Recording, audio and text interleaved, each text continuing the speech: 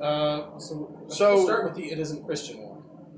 Okay, so I'm going to be reacting to a couple of reportedly inane articles that my brother found that he's going to be reading to me, and I'm just going to be reacting to this shit. Let's go.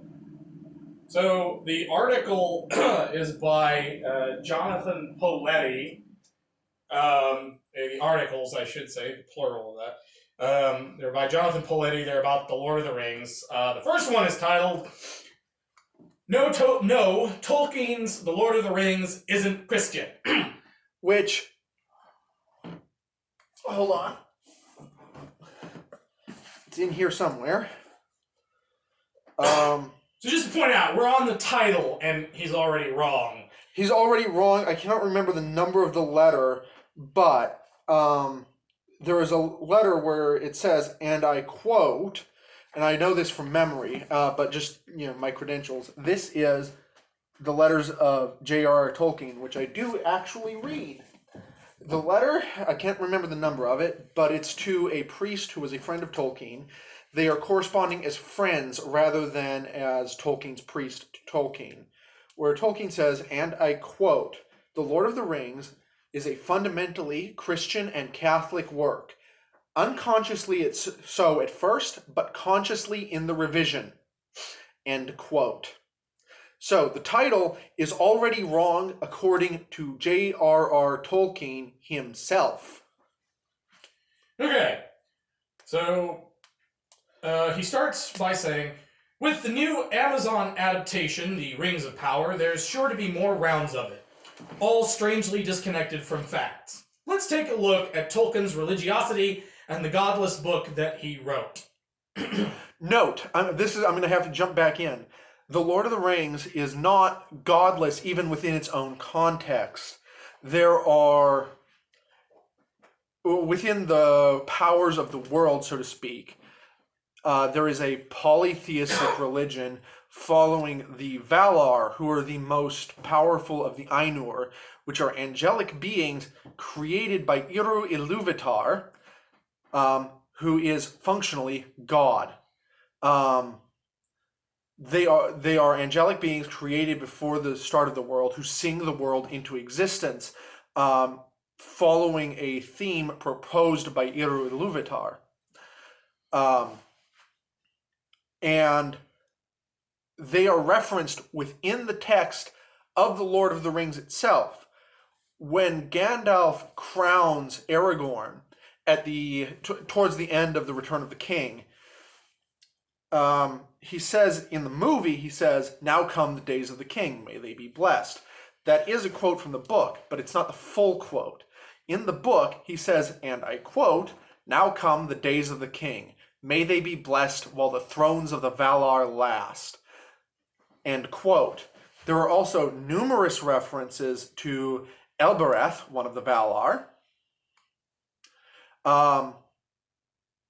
and including multiple hymns to her that are sung by the elves. There is also a moment of religiosity shown by Faramir and his men when they look out the window to the west over the Forbidden Pool. Anyways, let's get on with the article. Okay, before we do, actually, I would like to point out that Poletti, uses some kind of cool fan art as, pictures in his article, which I'll show Sam here, which that's pretty cool, isn't it? Yeah, fair enough. I don't know if you can see... That's pretty cool. I like that. Fair enough. Cool fan art. But of course, the person that drew it wasn't Poletti. So... Yep. Okay, so he starts with a heading, section heading saying Tolkien's stories weren't Christian. Early on, Christians noticed this obvious fact. As we read in Humphrey Carpenter's 1977 biography of Tolkien, some have puzzled over the relation between Tolkien's stories and his Christianity and have found it difficult to understand how a devout Roman Catholic could write with such conviction about a world where God is not worshipped. Okay, but Tolkien actually answers this in more of his letters and additional writings. And that was that it was partially to avoid contradiction with Catholic teaching, because this is a world, it is a fictional prehistory, so it takes place before the birth of Christ, before the flood, before all kinds of stuff in the Bible. It's sort of in this ambiguous period, in biblical history where there's you can sort of slot it in, but not really. And so to avoid contradicting his faith by inventing a religion for his world, he simply, for the most part, left faith as a personal matter to the characters. In a way, a lot like if you read the books of the Bible, like specifically Genesis, which is before the tabernacle and before the temple, how the characters encounter God in Genesis is, how the people in Genesis encounter God is not by going into a temple and performing a religious ritual. They just interact with him. And that's that. So that's that answer. In the fantasy world Middle-earth, there is no religion at all. As the literary critic Edmund Fuller noted, in this story there is no overt theology or religion. There is no mention of God, no one is worshipped, there are no prayers. I have already refuted all of those statements. There are prayers and hymns to Elbereth. There is mention of the Valar. Gandalf's words while crowning Aragorn are functionally a prayer. And remember that Gandalf isn't a human being who happens to be magical. He is a Maiar, a lesser angelic being, on the same order, by the way, as Sauron. And the Balrog, too, by the way. So that's quite interesting. Okay. And you find this stated explicitly within the appendices. Okay, so Middle-earth is based on Europe in the medieval period, where Christian references were common. The Lord of the Rings strips all of that out. There's a problem with that. The Middle-earth is not based on Europe in the medieval period. Middle-earth is a fictional or imaginative, in Tolkien's own words, subcreated, mythological prehistory that uses certain elements of medieval folklore and mythology and certain aesthetic elements of the medieval period and actually, as its basis, but it is not based on the medieval period. There's a lot of it that is very medieval, but there are parts of it that are almost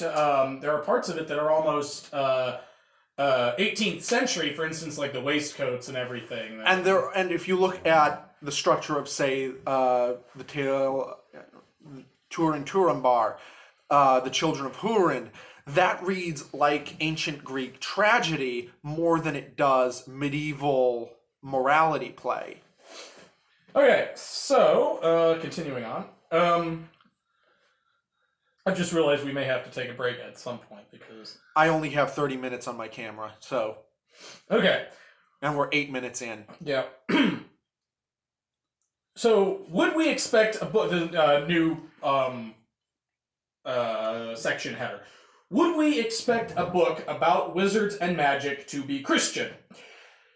I mean, I'm going to go back to medieval literature and just say, all right, just hand me my copy of Parzival if it's up there. Where is it?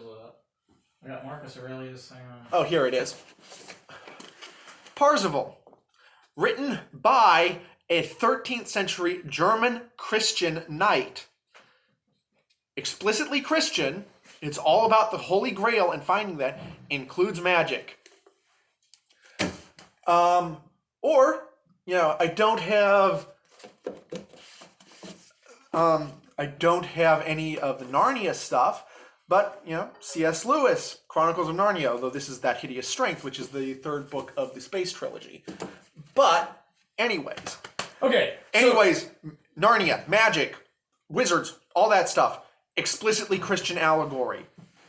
The effort to read Tolkien's stories as Christian is eccentric, postulates Poetic. His themes are usually read as anti-Christian.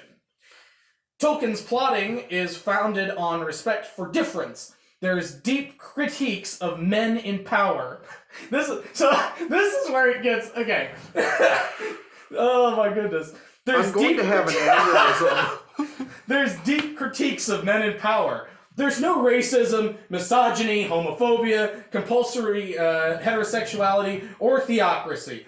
All standard in Christian stories. I would also like to point out. I'm going to have an actual aneurysm. I don't think there's any homophobia because I don't think he intended for there to be any homosexuality at all. I mean, the only time he uses the word queer isn't in the modern sense of a sexually deviant expression of oneself, but rather as something which is odd. Anything which is odd. And and he also uses the term gay to mean happy or merry, rather than homosexual, because he lived in a time before these were mainstream concerns that a Christian writer would actually have to think about. And so anyway, so Tolkien's plotting is founded on respect for difference. That's kind of a weird.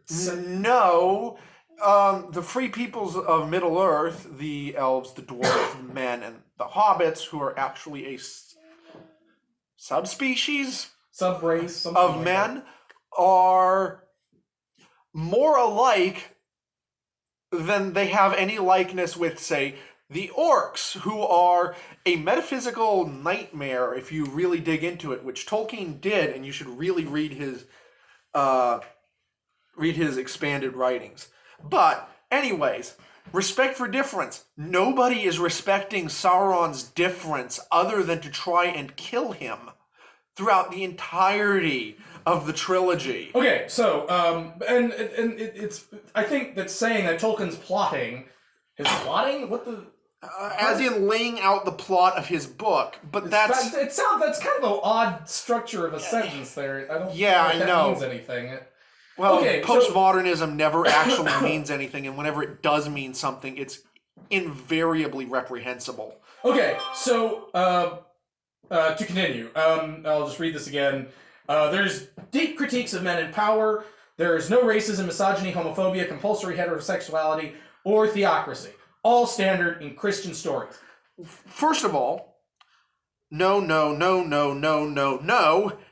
To all of that entire sentence is wrong at every level. It's amazing that every single word he said, even when analyzed out of context, is wrong. Well, I mean, in a way, there is racism, isn't there? Okay, the elves, Gimli and Legolas. Legolas and Gimli's relationship is founded on racism, and they are both racist. That's a phrase you'd never think you'd hear. And also, in a way, you could say it's almost like a conquering of racism. It is, yes, it is a conquering of racism. But when it starts, they distrust each other through deep-seated racial animosity. Right. So, okay. So, misogyny. At what point does Arwen go around swinging a sword? She never does. That's in the movie only. Why does Éowyn, by the way, let's take Éowyn's example, because this is the good one. Do you know why she goes and fights at Pelennor Fields?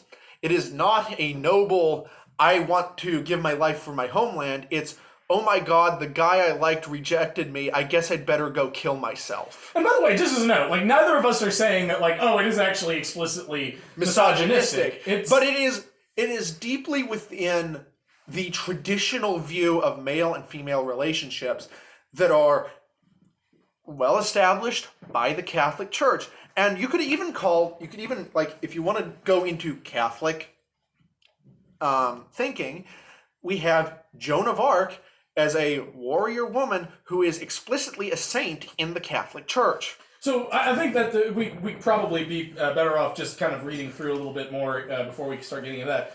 So I'm just saying that misogyny is not an essential feature of Catholicism. In fact, they have an incredible level of veneration for the Virgin Mary. As an Orthodox Christian, so do I. But misogyny isn't there. As for racism, yeah, it's just not a feature of Christianity. In fact, it was a major feature of Christianity was a major feature of the abolitionist movement and of the civil rights movement. Before, during the 1960s. Afterward. So anyway, just to keep it moving here. Let's see. So discussion of sex is muted, but Tolkien's vision, says Poetti, is deeply queer. No. Now, before you say anything, the very next sentence is, politically, he called himself an anarchist. So where, again, is the Christianity? I think that's a bit of a non sequitur, but do address both. If you Okay, so Tolkien was not an anarchist, except but he was also, he was what is called an anarcho-monarchist. And I'm going to paraphrase him. Actually, going again to the letters, let's see if I can find it quickly.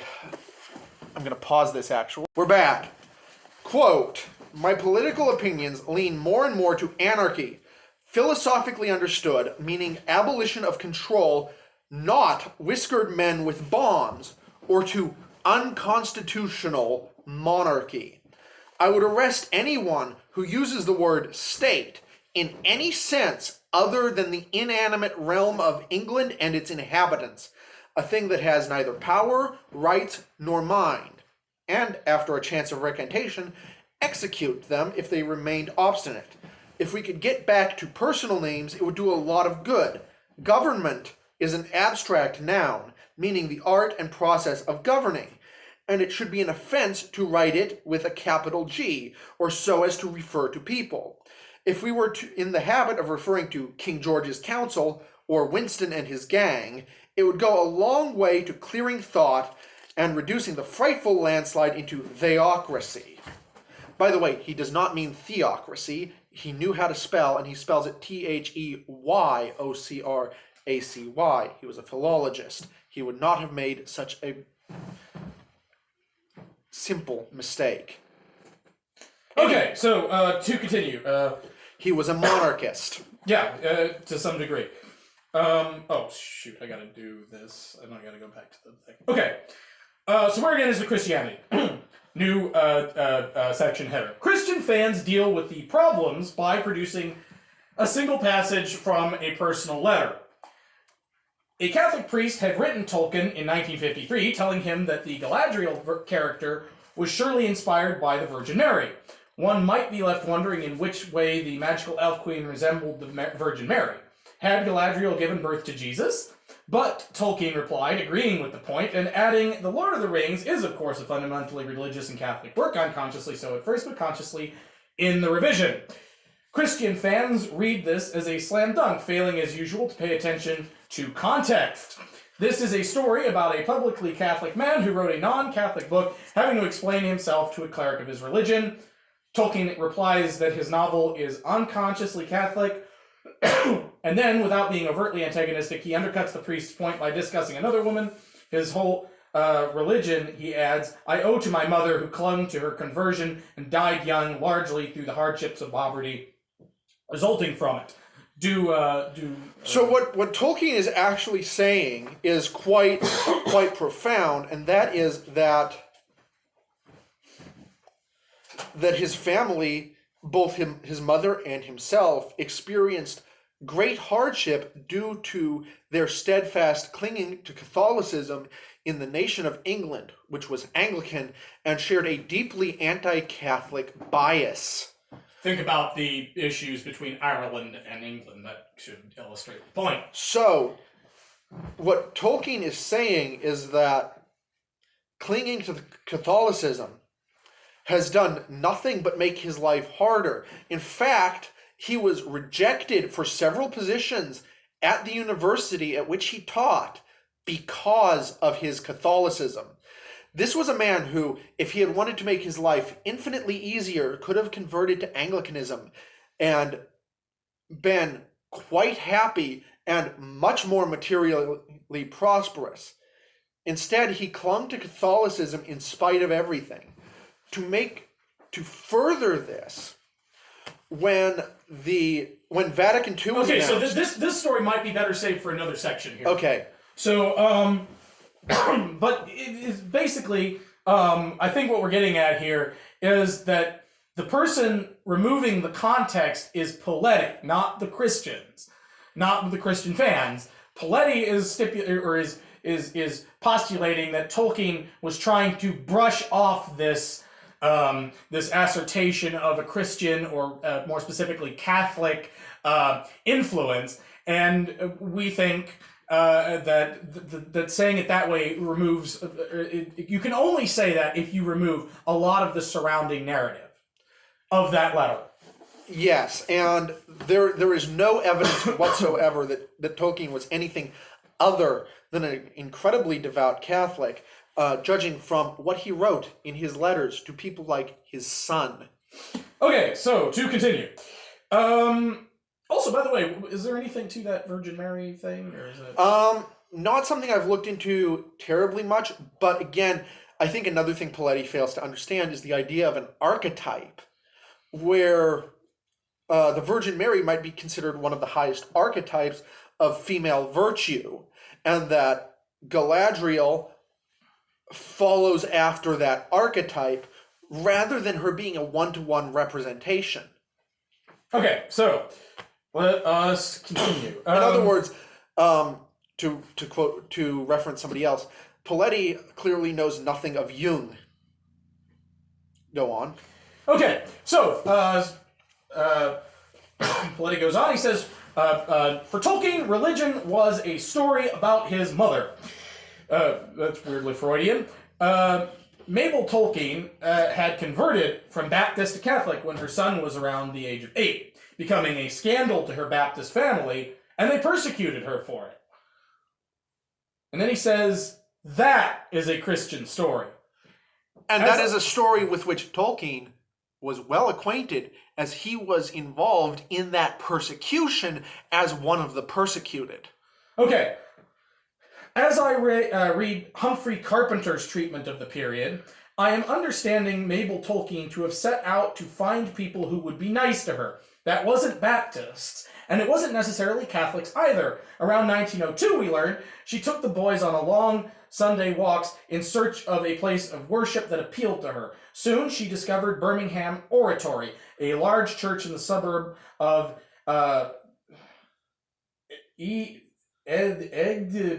it's a weird word, EDG Baston.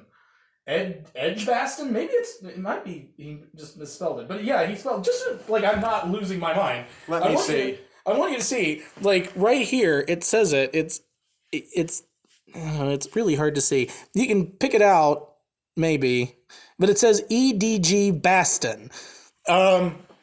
Whatever it means, let's get on with it because we've only 7 minutes left. Yeah. And this place was looked after by a community of priests. That specific church appealed to her, and from Carpenter's narration, we'd understand that the key was its connection to John Henry Newman. The famous priest had died in 1890, but his spirit still presided, quote-unquote. Newman was an unusual Catholic and an unusual man. I've written about him in my post, Did the Catholics Canonize a Gay Man? I sincerely doubt that anything that this author says has any connection to reality whatsoever, as he repeatedly goes against what people... he goes against everything that is known about Tolkien's life and what is commonly accepted by people who study Tolkien for a living. Newman was an unusual Catholic and an unusual man.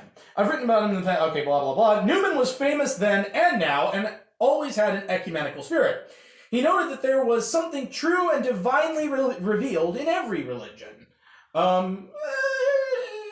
Yes, but that is the same thing as Paul, as the Apostle Paul, when he goes and speaks before the Athenians. I notice you have an unknown god. I found him. That's the same thing. That's not anything new. That's 2,000 years old. Newman had been scandalous in converting from Anglican to Catholic, and as a Catholic was seen as too liberal. What? No. I mean, yeah, that's why they made him a saint, isn't it? Yeah, exactly. Sarcasm. Now it's too liberal. That's really weird. No, like the Catholic Church is. I would say. Well, I mean, maybe They're more liberal now than they used to be, but not that. Anyways, I don't know. Maybe it was that was a thing. I don't know. Go forth, as we have but 5 minutes left. And I have 3% left on my phone, so we're gonna have to pause for a while in a minute. Now they call him a saint, but his standing in the religion was often in question. His special effort, considered bizarre at the time, was to enable poor orphans to get a good education, and so the Birmingham Oratory took in young John Ronald Reuel Tolkien. So the Catholic Church did the exact thing the Catholic Church has always done, and they think it's bizarre.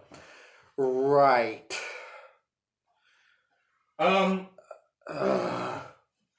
Yeah, I know, it's like... The Catholic Church doing what the Catholic Church does is considered too liberal and bizarre by this man. I am going to have an aneurysm. Well, I think he doesn't consider it liberal and bizarre. I think he's No, but I'm saying that, like, there would have been no perception among Catholics of the Catholic Church educating orphans as too liberal or strange, as they had done exactly that for close on 2,000 years. They've been doing it for a long time. In fact, one might even call it a deeply conservative thing that Newman did. All right, so for the time being, I need to get to bar trivia, so we're going to pause this. All right, I'm ending this video here. Thank you for watching, if you actually did. I've had an aneurysm. Goodbye.